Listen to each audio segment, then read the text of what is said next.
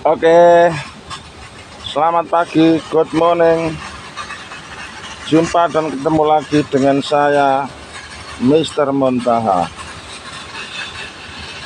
Suasana pagi ini cukup nyaman dan tenang di tepi laut di depan rumah saya. Dan bahkan di belakang saya ini adalah perusahaan pembuatan kapal-kapal pesiar, jika persis di depan rumah saya. Mantap.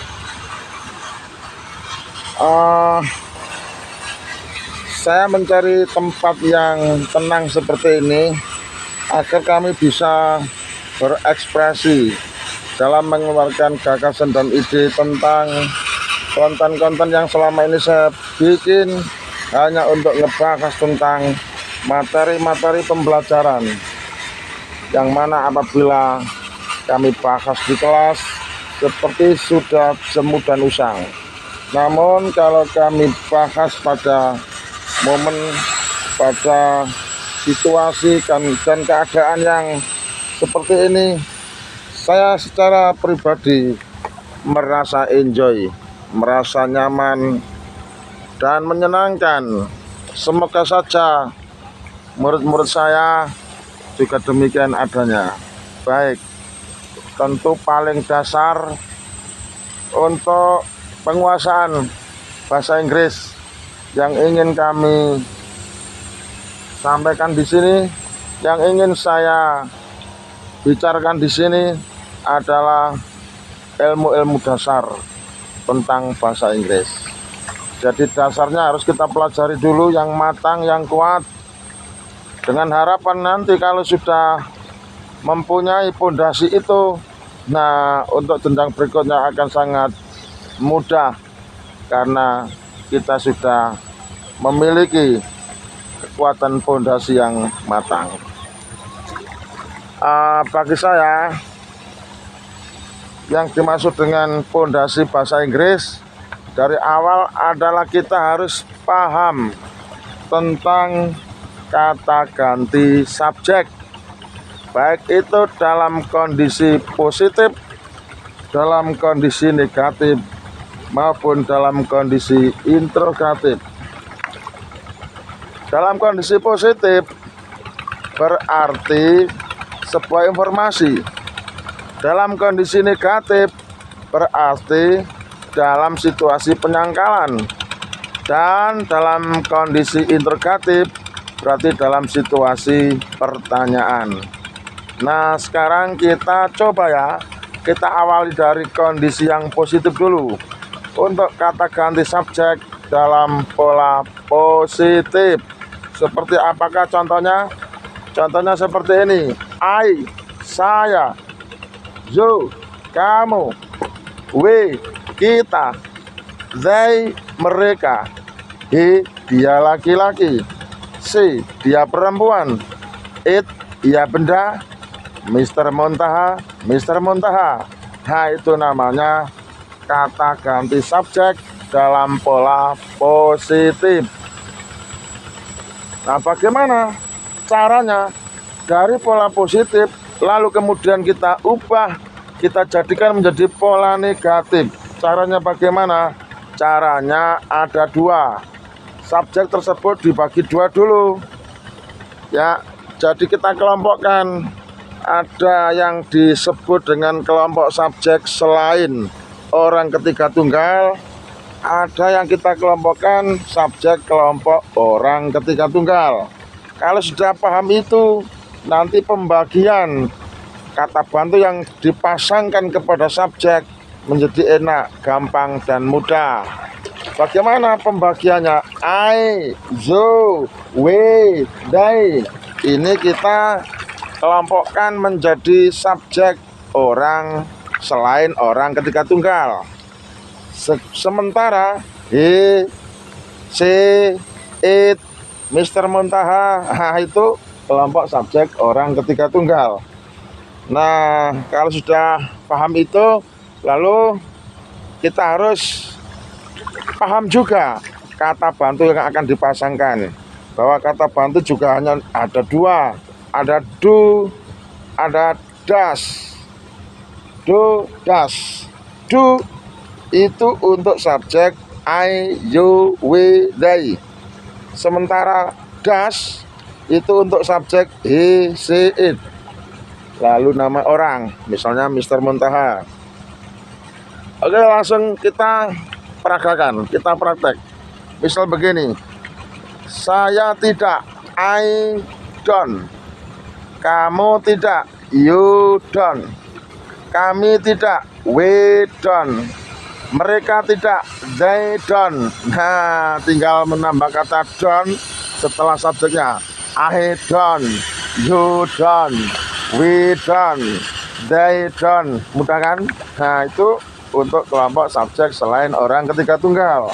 Nah, sekarang kita lanjut untuk subjek orang ketiga tunggal. Kita gunakan kata bantu das.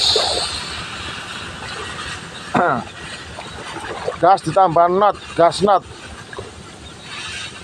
Biasa disingkat dengan dasen. Misal begini, dia laki-laki tidak, he doesn't. Dia perempuan tidak, she doesn't. Ia benda tidak, it doesn't. Pak Muntaha tidak, Mr. Muntaha doesn't. Nah, tinggal menambah doesn't setelah subjek, gampang kan? Oke, kalau kita hafalkan dari atas, I don't, saya tidak. You don't, kamu tidak.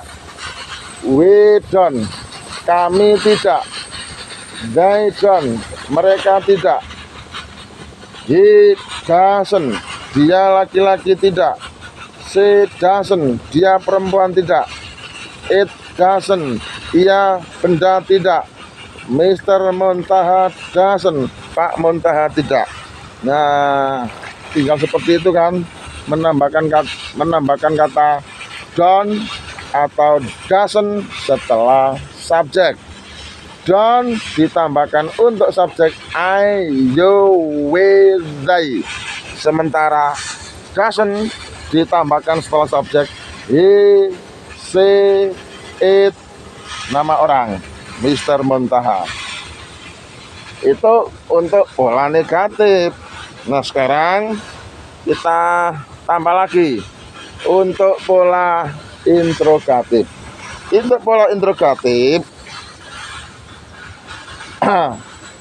kata bantu do atau das itu kita taruh di depan, di awal, atau mendahului subjek sebelum subjeknya.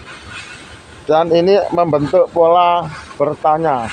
Misal begini, apakah saya, kalau diucapkan bahasa Inggris menjadi do I, apakah kamu, do you, apakah kami, do we, apakah mereka, do they.